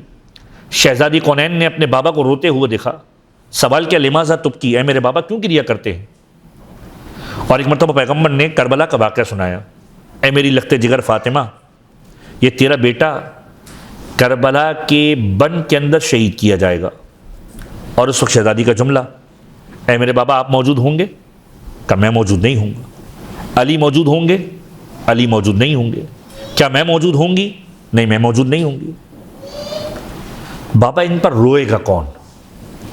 آپ ذرا غور کیجئے، ان پر روئے گا کون؟ یعنی عزا کا جو تصور آل محمد نے دیا ہے، تصور عزا ہی یہ ہے کہ روئے گا کون. ابھی تو واقعہ کربلا پیش نہیں آیا، روئے گا کون؟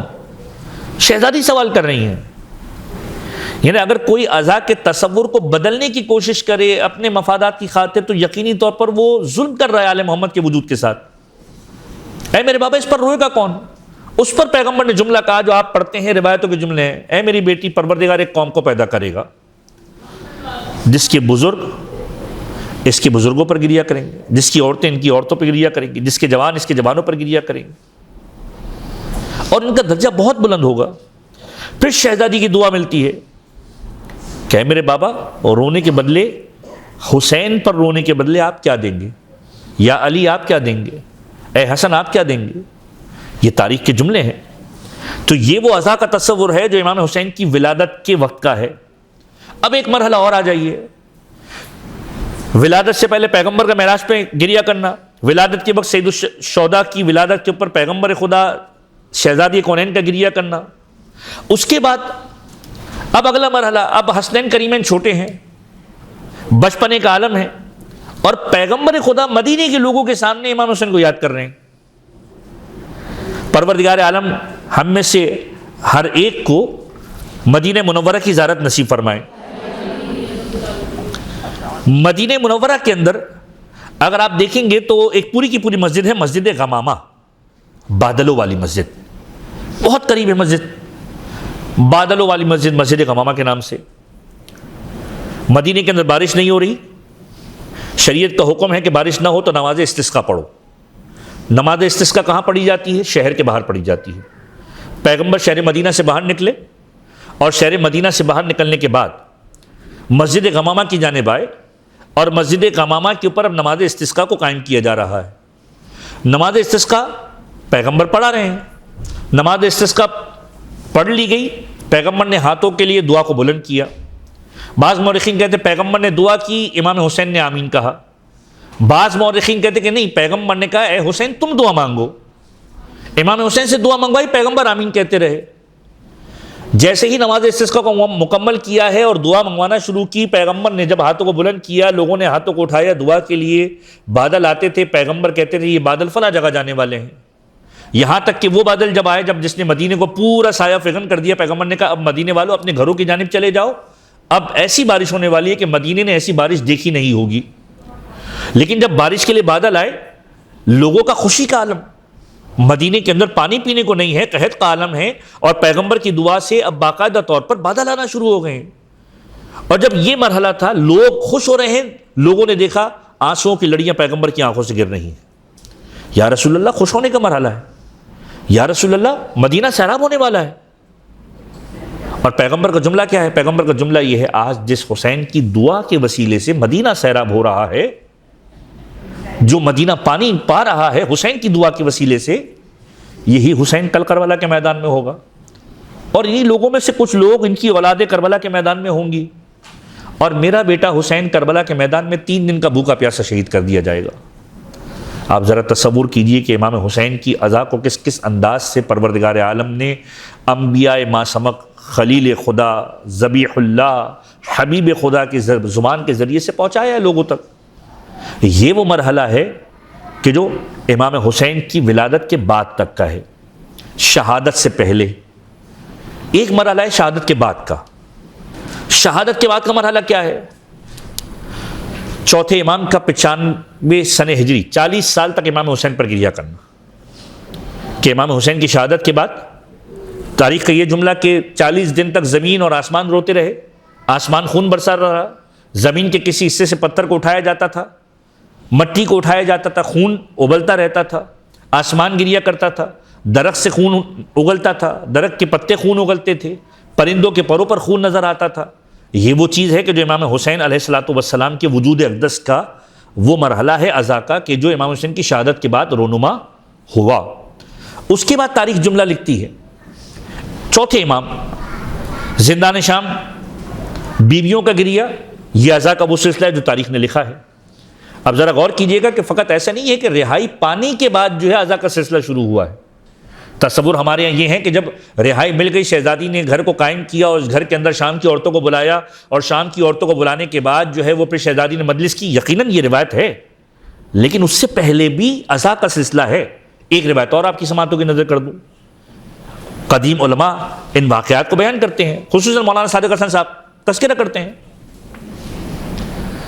کہ ایک مرحلہ وہ بھی آیا کہ جس مرحلے کے اندر زندان شام کے اندر قافلہ موجود ہے، قید کے اندر موجود ہے، سید سجاد کو بلایا جاتا ہے، اور سید سجاد کو بلا کر یہ کہا جاتا ہے کہ سید سجاد آپ قید کے اندر موجود ہیں، ہم آپ کو چھوڑنے والے ہیں، لیکن سید سجاد اتنا خیال رکھیے کہ آپ کی بیویاں رات کی تاریکی کے اندر قید خانے سے باہر آ کر گریہ نہ کریں۔ رات کی تاریکی ہوتی ہے، کچھ بیویاں خیموں سے باہر آتی ہیں، کچھ بیویاں زندان سے باہر آتی ہیں، اور زندان سے باہر آنے کے بعد ایک مرتبہ امام حسین پر گریہ کرتی ہیں۔ اور سید سجاد کا جملہ یہ ہے، یہ کیسے ممکن ہے کہ زندان سے بیویاں باہر آ جائے جبکہ قید خانوں کے دروازے تو بند ہوا کرتے ہیں؟ کہ ہر رات کو ایسا ہوتا ہے، کچھ بیویاں ہیں جو قید خانے کے باہر آتی ہیں اور امام حسین کا تذکرہ کر کے امام حسین پر گریہ کرتی ہیں۔ اب جیسے یہ جملہ کا آج رات کو ہم آپ کو لے کر جائیں گے، آپ خود دیکھ لیجئے گا۔ رات کی تاریکی آتی ہے، زندان مان آتا ہے، سید سجاد آپ بھی تشریف لے کر آئیے، پھوپھی اماں کو بھی تشریف لے کر ساتھ میں آئیے، زینب عالیہ، سید سجاد دونوں زندان سے باہر نکلتے ہیں، اور زندان کے باہر جا کر دیکھتے ہیں تو ایک سیاہ پوش نقاب پوش بیوی موجود ہے جس کا ایک ہی مرثیہ ہے، اور وہ مرثیہ کیا ہے؟ میرے غریب حسین، اے میرے غریب حسین، میرے غریب کو بڑی بے دردی سے مار دیا، کربلا کے میدان میں مار دیا۔ ثانیہ زہرا آگے بڑھتی ہیں اور ایک مرتبہ جملہ کہتی ہیں، بی بی تیرا شکریہ تو نے ہمارے حسین پر گریہ کیا، اے بی بی تیرا شکریہ تو نے حسین کی غربت کو یاد رکھا، میں ضمانت دیتی ہوں کہ روز قیامت فاطمہ زہرا کی شفاعت تجھے ملے گی۔ اور جب یہ جملہ ثانیہ زہرا کہتی ہے، نقاب ہٹتا ہے تو دیکھا کیا کہ ماں ہے، ماں فاطمہ زہرا کہ جو گریہ کر رہی ہے سید الشہداء کی ذات اقدس کے اوپر۔ تو یہ عزا کا تصور وہاں پر بھی موجود ہے۔ زندان شام سے رہائی پانے کے بعد زینب عالیہ کا مجلس کو برپا کرنا، کربلا کا واقعہ رونما ہو چکا ہے، زندان شام سے رہائی مل گئی ہے، اور زندان شام سے رہائی پانے کے بعد اب یہ قافلہ کربلا پہنچا ہے، قبر حسین پر جو مجلس بپا ہوئی ہے وہ عزا کا ایک تصور۔ یہاں سے قافلہ مدینہ پہنچا ہے، اور اب جب مدینہ پہنچا ہے اب یہاں کا تصور ایک الگ تصور ہے۔ مدینے کے باہر ایک مرتبہ قافلے کو روک دیا گیا ہے، اور مدینے کے باہر ایک مرتبہ بیویوں کا مرثیہ ہے، جناب ام کلثوم کا مرثیہ آپ سنتے ہیں، مدینہ تو جدنا لا تقبلینا، اے نانا کی مدینہ ہمیں قبول نہیں کرنا، ہم حسرت و یاس کے علاوہ کچھ بھی نہیں لے کر آئے ہیں، ہمارا سب کچھ لوٹا جا چکا ہے۔ اور اس کے بعد جب قافلہ کربلا والوں کا مدینے میں داخل ہو رہا ہے، بشیر جا کر ایک جملہ کہتا ہے، یا اہل یثرب لا مقام لکم، اے اہل یثرب، اے اہل مدینہ، اب تمہارے لیے رہنے کی کوئی جگہ باقی نہیں رہی۔ پیغمبر کا نواسہ اس سرزمین پر قتل کر دیا گیا ہے، لٹا ہوا قافلہ آیا ہے۔ اور جب یہ جملہ کہا جاتا ہے، اب کربلا والوں کا قافلہ داخل ہوتا ہے، قبر زہرا پر جا کر مصیبت بیان کرتی ہیں زینب عالیہ، اور کس انداز سے مصیبت بیان کرتی ہیں، باوقار طریقے سے نانا کی قبر پہ پہنچتی ہیں، اے نانا تیری زینب امتحان دے کر آ گئی ہے۔ اور جب نانا کی قبر کی زیارت کر لی، ماں کی قبر پہ آئی، ماں کی قبر پہ آ کے دیکھا جب رش چھٹنے لگ گیا، ایک مرتبہ زینب عالیہ نے دائیں جانب دیکھا، بائیں جانب دیکھا، اے ماں جب لوگ سفر سے واپس آتے ہیں تحفے لے کر آتے ہیں، ماں میں بھی تحفہ لے کر آئی ہوں، لیکن ماں میں کیا تحفہ لے کر آئی ہوں؟ تبرکات کے ایک مرتبہ پارچے کو کھولا ہے، حسین کا خون آلود کرتا قبر زہرا پر رکھا ہے، اور قبر زہرا پر کرتا رکھنے کے بعد ایک مرتبہ جملہ کہا، اے ماں یہ وہ کرتا ہے جو تو سیتی جاتی تھی، روتی جاتی تھی، یہ حسین کا خون آلود کرتا ہے۔ یہ وہ عزا ہے کہ جو کربلا میں شہادت کے بعد رونما ہوئی ہے، اور یہ سلسلہ رکا نہیں ہے۔ پانچویں امام وصیت کرتے ہیں، مینا کے میدان کے اندر میرے جد حسین کی مصائب کو یاد رکھنا۔ چھٹے امام کربلا کے واقعات کو پہنچاتے ہیں لوگوں تک۔ ساتویں امام آٹھویں امام ابن شبیب سے کہتے ہیں، یا ابن شبیب ان کنتا باقیاً فابکی للحسین، اے ابن شبیب اگر رونا کسی کے لیے سزاوار ہے تو حسین کی ذات اقدس کے لیے سزاوار ہے۔ یہاں تک کہ یہ مرحلہ پہنچے گا حضرت حجت کی ذات اقدس تک، اور حضرت حجت کی ذات اقدس سے سلسلہ متصل ہوگا دنیا کی آخری اس حصے تک، اور اس حصے کے اندر انتقام تو انتقام ہوگا، لیکن وہاں پر بھی امام حسین کی عزا ہوگی۔ اور کیسے ہوگی؟ اب ایسی آخری مرحلہ میں آپ کے سامنے بیان کر دوں۔ کائنات کے فنا ہونے کے آس پاس بھی امام حسین کی عزا منعقد رہے گی۔ کیسے منعقد رہے گی؟ جب حضرت حجت کا وجود آ جائے گا، حضرت حجت اب انتقام لیں گے، حضرت حجت کے انتقام کی کیفیت مختلف ہوگی۔ تاریخوں نے لکھا ہے جب عزت کا مرحلہ ہوگا، امام زمانہ کا وجود موجود ہوگا، سب سے پہلا کیس جو لایا جائے گا وہ کیس لایا جائے گا جناب سیدہ کا۔ جناب سیدہ کے قضیے کو لایا جائے گا، امام زمانہ اس کا فیصلہ فرمائیں گے، اور اسی انداز سے کربلا والوں کا پورا قضیہ سامنے لایا جائے گا۔ اب تاریخ لکھنے والوں نے، علماء جو بیان فرماتے ہیں، اس ایک منظر نامہ لکھا ہے، بس اسی منظر نامے کے اوپر ہماری گفتگو تمام ہو جائے کہ جب وہ مرحلہ ہوگا، فیصلے کا مرحلہ ہوگا، اور یہی حال میدان محشر کے اندر بھی ہوگا۔ میدان محشر کے اندر بھی امام حسین کی عزا اسی انداز سے منعقد ہوگی کہ جب شہزادی کونین تشریف لے کر آئیں گی، ختیجہ طاہرہ بھی تشریف لے کر آئیں گی۔ اب تاریخ لکھنے والوں نے عجیب جملہ لکھا ہے کہ شہزادی کے ہاتھ کے اندر علی اصغر ہوگا۔ کسی نے سوال کیا شہزادی کے ہاتھ میں محسن کیوں نہیں ہوگا؟ کہ محسن تو ختیجہ طاہرہ کے ہاتھوں کے اندر ہوگا، شہزادی کے ہاتھوں میں علی اصغر کیوں ہوگا؟ اس لیے ہوگا کہ شہزادی کربلا والوں کی مصیبت کا مرحلہ لے کر آئیں گی، اور ساتھ میں علی اصغر کے وجود کے ساتھ عباس کے 2 کٹے ہوئے بازو لے کر آئیں گی، اور یہ جملہ کہیں گی میری امت کی بخشش کے لیے عباس کے 2 بازو کافی ہے۔ یعنی زندگی ختم ہونے کا مرحلہ اور زندگی کے ماں بعد کے مرحلے کے اندر بھی امام حسین کی ادا اس انداز سے جاری و ساری رہے گی۔ تو سید الشہداء کی ادا کا تصور وجود اول سے لے کر وجود آخر تک ہے، اور وجود آخر سے لے کر کائنات کے آخری مرحلے تک کے اندر ہے، کہ جہاں پر امام حسین کے وجود کا تذکرہ کیا جائے گا، امام حسین پر گریہ کیا جائے گا۔ پروردگار عالم کی بارگاہ میں ہم سب دعا کرتے ہیں کہ پروردگار سید الشہداء کی اس عظیم قربانی کے صدقے میں پروردگار ہم سب لوگوں کی ہدایت فرما۔ اے میرے پروردگار سید الشہداء کی وجود اقدس کے صدقے میں پروردگار ہم سب کے گناہان کبیرہ و صغیرہ کی مغفرت فرما۔ سید الشہداء کی وجود اقدس کے صدقے میں پروردگار ہمارے والدین کے گناہان کبیرہ و صغیرہ کی مغفرت فرما، ہمارے مرحومین کے گناہان کبیرہ و صغیرہ کی مغفرت فرما۔ پروردگار ہم ناقص ہیں، کما حق کہو اہل بیت اطہار کا وہ ذکر نہیں کر سکتے جو ان کا ذکر کرنے کا حق ہے۔ پروردگار توفیقات میں اضافہ فرما کہ جیسا ذکر تو چاہتا ہے ویسا ذکر ادا کرنے کی توفیق ہمیں حاصل ہوتی رہے۔ اے میرے پروردگار، اے میرے پروردگار ان ادنا سے خادموں میں ہمارا شمار فرما جو نام حسین پر آنسو بہانے والے ہیں یا لوگوں کی آنکھوں سے آنسو نکلوانے والے ہیں۔ اے میرے پروردگار تیری بارگاہ میں التجا کرتے ہیں، پروردگار یہاں پر مجالس کے اندر بیٹھ کر، مجالس میں گریہ کر کے، مجالس میں ذکر حسین کر کے لوگوں کا دل کربلا سے ملاتے ہیں۔ پروردگار اسی انداز سے ایک وقت وہ بھی لا کہ ہم خود کربلا میں سید الشہداء کے حرم میں بیٹھ کر، خود حسین ابن علی کے حرم میں بیٹھ کر امام حسین کے وجود اقدس کے سامنے، حرم مطہر میں ذریح مطہر کے سامنے امام حسین کے مصائب پڑھ سکیں۔ اے میرے پروردگار ایسی توفیق ہم سب کو عنایت فرما۔ اے میرے پروردگار انتقام کربلا لینے کے لیے اپنی آخری حجت امام عصر والزماں کے ظہور کے اندر تعجیل فرما، ہم سب کو ان کے اعوان و انصار میں شمار فرما۔ ربنا تقبل منا انک انت السمیع العلیم وتب علینا بحق محمد و اہل بیتہ الطیبین الطاہرین۔ ایک مرتبہ درود پڑھیے محمد و آل محمد پر۔